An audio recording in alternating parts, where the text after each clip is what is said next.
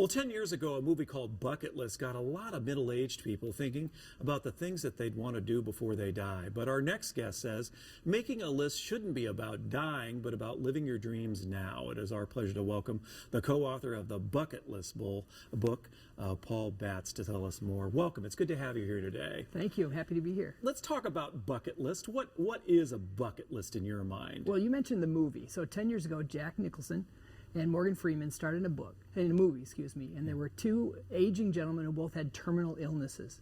They got together and decided they would make a list of things they wanted to do before they kicked the bucket.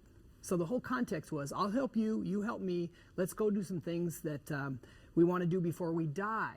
So what's been most interesting about this project is that out of all the people we surveyed who have bucket list books, only a very small percent, just 7% of the people who have bucket lists, think about it as an end-of-life activity. The rest of us are thinking about organizing all the cool things we want to do while we're living, and we think that's cool. What was your motivation for the book? What do you want people to be thinking as they put together this kind of list or approach to living their life? Well, the subtitle, How Aspirational Thinking Helps Life and Leadership, is really the reason we did this. So I think we can all agree that there's a lot of toxic news kind of flying around, lots of negativity, especially some of the stories we heard at the very beginning of this broadcast. And so, aspirational thinking is all about the ability to be positive and keep alive what's possible for how we want to live and work in our personal and professional lives. I like to think of it this way, that the opposite of aspirational thinking is someone who's stuck. Someone who's mired in the day-to-day routines of things and just can't seem to break out of their negativity.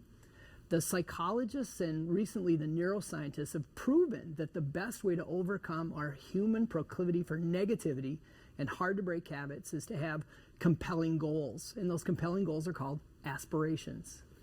This book is a very small book with a lot of wisdom in it. How best should you use this book?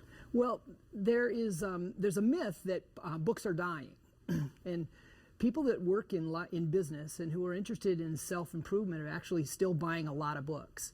The key is, though, they have to be concise, and our strategy is to write books that have research and that can be consumed in 2 hours or less. So think about it as a book you can read on an airplane ride or one beach chair sitting.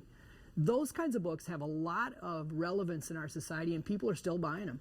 Well, you have created a publishing label. This is one of 7 books that you're going to be producing for this, with this idea to keep this conversation going in a lot of different areas of our lives. Yeah, so the publishing label is called Good Leadership Press. What we do on a day-to-day basis is work with good leaders to help them grow. That's either as individuals or organizations or teams. And usually when leaders and organizations find an idea that they like to spread it. And books like this are easy. It's easy to buy them and spread them around an organization and start conversations. We didn't touch on the Vikings, but we're going to send people to the website. They can learn more about that because there's something in it for them as well, sports fans, with this too. Thank you for being here today. All the best to you with this. Anyone who buys a book between now and August 1st is going to be eligible for a drawing for 2 Vikings tickets. You're going to find details at KARE11.com. Look under the shows tab and the news at 4. Thank you.